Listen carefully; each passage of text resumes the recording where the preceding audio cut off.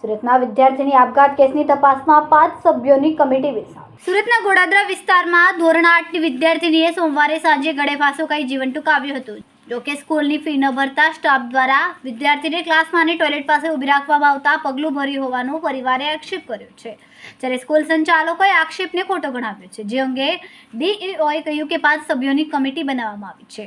ડીઈઓએ કહ્યું કે વિદ્યાર્થીની અભ્યાસમાં અનિયમિત હતી। મૃતકની બહેન પણ એ શાળામાં અભ્યાસ કરે છે। બંને બહેનોની ફી ભરવાની બાકી છે। વિદ્યાર્થીનીનું શાળામાં પ્રથમ વર્ષ હતું। અગાઉ તે અન્ય શાળામાં અભ્યાસ કરતી હતી। ફી બાબતે વિદ્યાર્થીનીએ આપઘાત કર્યો હતો તેવો મૃતકનો પરિવારે આક્ષેપ કર્યો, ત્યારે ડીઈઓની ટીમે આજે રિપોર્ટ સબમિટ કરે તેવી શક્યતા છે।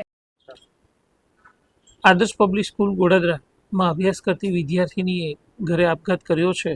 એ સંદર્ભે તારીખ 21ના રોજ જિલ્લા શિક્ષણ અધિકારી કચેરીના વર્ગ 2 અને વર્ગ 3ના અધિકારીઓની તપાસ ટીમ બનાવવામાં આવી છે। એમણે સંચાલકના, આચાર્યના, શિક્ષકોના અને વિદ્યાર્થીની સાથે ભણતા અન્ય વિદ્યાર્થીઓના નિવેદનો લીધા છે।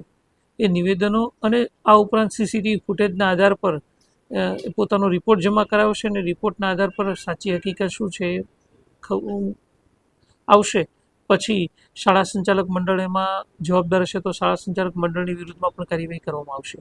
હાલ પોલીસ પણ આ બાબતની તપાસ ઝીણવટપૂર્વક તપાસ કરી રહી છે। નાની નાની બાબતોની પણ ચકાસણી કરી છે। મારી ટીમ પણ ચકાસણી કરી છે। એનો રિપોર્ટ આવ્યા બાદ હકીકત જે હશે એ પ્રમાણે કાયદેસરની કાર્યવાહી કરવામાં આવશે। વિદ્યાર્થીનીનું પ્રવેશ આ વર્ષે જ લેવામાં આવ્યો છે આ શાળાની અંદર। વિદ્યાર્થીની અગાઉ અન્ય શાળામાં ભણતી હતી, એને અભ્યાસ 1.5 વર્ષ જેટલો છોડી દીધો હતો। ફરીવાર અભ્યાસ આ શાળાની અંદર પ્રવેશ મેળવી અને શરૂ કરેલો છે।